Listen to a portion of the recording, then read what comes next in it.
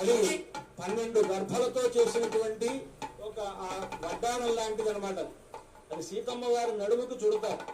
ఎందుకు అలా చుట్టాలి అని అంటే ఆవిడ నడుముకి ఇది కనుక చుడితే మన దోషాలన్నీ పోతాయి.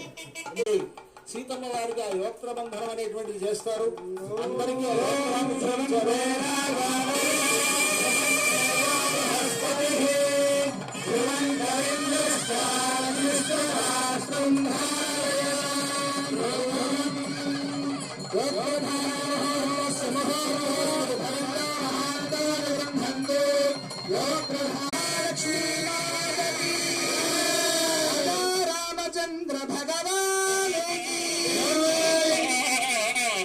యోక్త్ర బంధనమైన తర్వాత